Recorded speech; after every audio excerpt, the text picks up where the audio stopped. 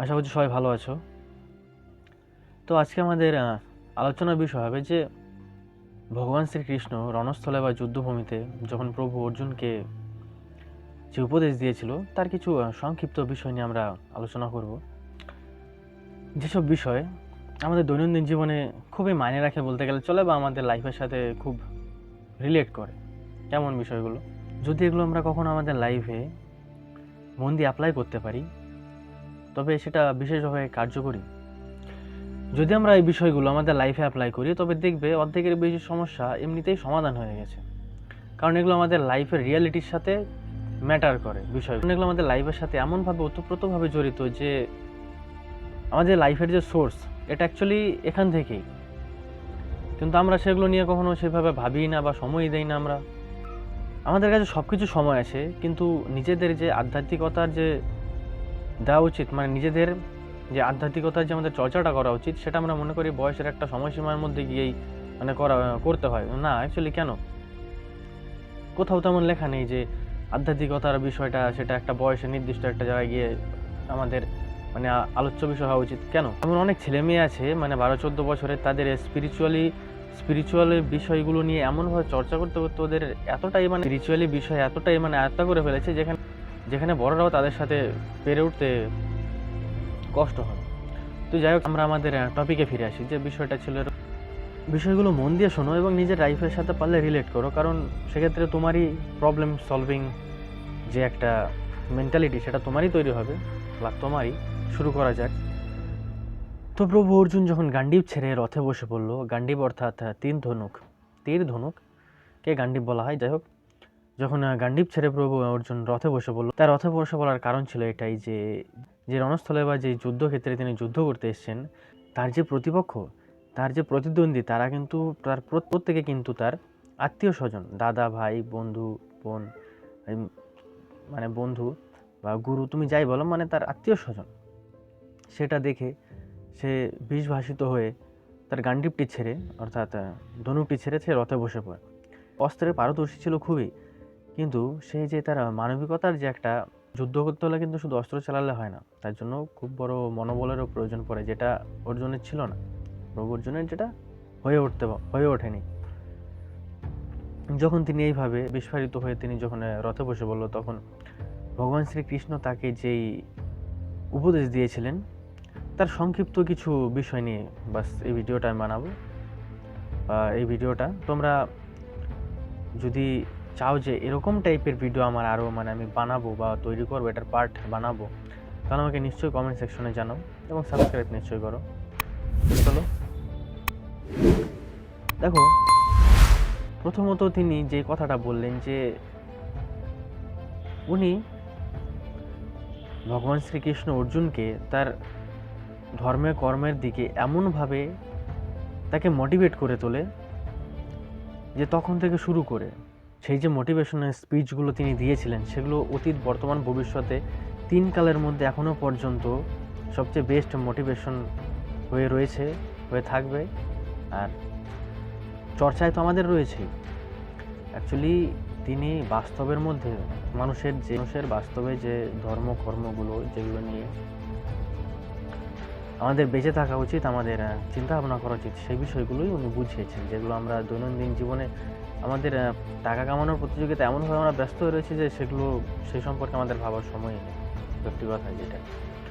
তো সাধারণ কয়েকটা বিষয় হলো এরকম যে দেখো, প্রথমত তুমি নিজের অস্তিত্বের কথা ভাবো যে তুমি তুমি কি, তুমি তোমার ধর্মকর্ম নিয়ে ভাবো। তুমি একটা যোদ্ধা, তুমি ক্ষত্রিয়, তোমার ধর্ম যুদ্ধ করা। তুমি যদি এখানে তোমার প্রতিপক্ষ, তোমার কে সম্বন্ধী না কে তোমার আত্মীয় স্বজন, তুমি যদি এইটা দেখে যদি তুমি এইভাবে ইমোশনাল ফুল হয়ে রথের ওপরে এইভাবে অস্ত্র ছেড়ে দিয়ে বসে পড়ো, তাহলে তো তুমি তোমার কর্ম থেকে দূরে পালাচ্ছ, আর সেটা তো আরো বড় পাপ। তোমার কর্ম তুমি করো, এদের জীবন মরণ তোমার হাতে কিছু না। তুমি হলে একজন ওই কাজটাকে সম্পন্ন করার একটা জারিয়া। তুমি কিন্তু এটা করছো না, তোমাকে আমি করাচ্ছি। সুতরাং তুমি এটা নিয়ে এত ভেবো না। তোমার যে কর্ম বা তোমার যে ধর্ম, তুমি সেটাকে প্রাধান্য দিয়ে তুমি বাস এগিয়ে চলো। দেখো, অ্যাকচুয়ালি এটা থেকে আমরা কি শিখতে পারি যে লাইফে আমাদের যে আমাদের রিয়ালিটি লাইফে যে মুহূর্তে মুহূর্তে যেসব সমস্যার যেভাবে আবির্ভাব হচ্ছে বা যেভাবে আবির্ভাব ঘটছে, এতে আমরা পিছু পা না হয়ে একে ফেস করা উচিত। কিন্তু সাধারণ সমস্যা দেখে কিন্তু আমরা ভয়ভীত হয়ে পড়ি, কারণ আমাদের সেই সমস্যাটাকে ফেস করা উচিত।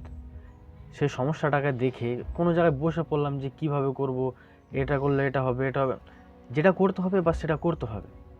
যেটা তোমার কর্ম, যেটা তোমার ধর্ম, যদি তোমার কোনো একটা ফোকাস হয়ে থাকে, যদি তুমি একটা নিজের ক্ষেত্রে কোনো একটা গোল বানিয়ে থাকো যে আমি এরকম একটা বিষয় এরকম টাইমের মধ্যে অ্যাচিভ করব, তাহলে সেই গোলটা অবধি পৌঁছানোর জন্য তোমার যে মাঝখানে যে কর্মটা করতে হবে সেটার মধ্যে বাস তোমার ফোকাস রাখতে হবে।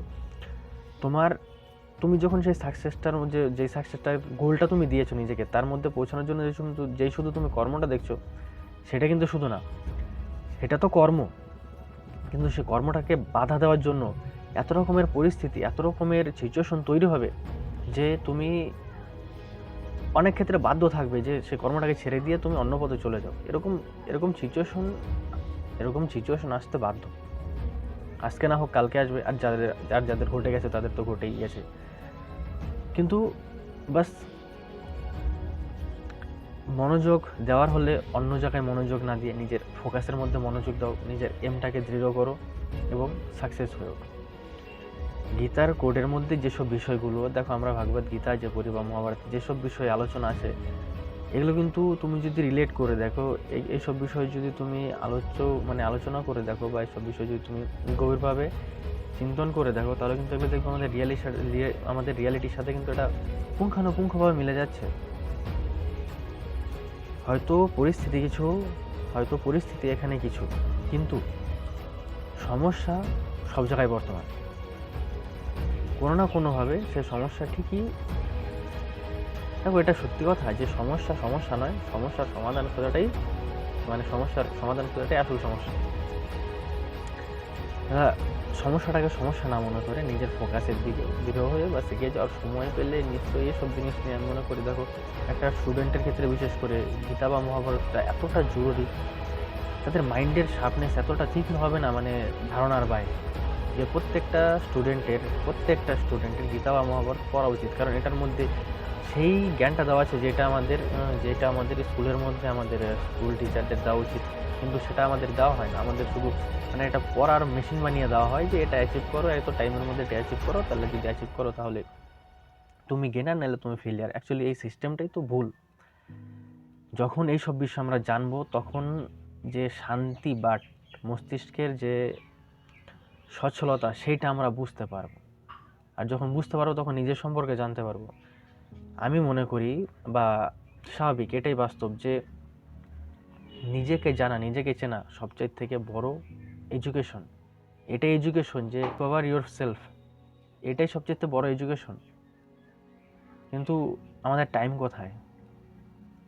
আজকের ভিডিওটা এতটুকুই থাকবে, যে ভিডিওটার বানানোর পিছনে লক্ষ্য হলো এটা, যে এইসব টপিকের বিষয়ে আমার ভিডিওটা থাকবে, বা এরকম টপিকে আমি ভিডিও বানাই। তোমরা যদি এরকম বিষয়ে আমার কাছ থেকে আরও ভিডিও এক্সপেক্ট করো, তাহলে নিশ্চয়ই কমেন্ট সেকশনে জানাও এবং সাবস্ক্রাইব তো নিশ্চয়ই করো। তো বাস আজকের জন্য এতটুকু, বাই।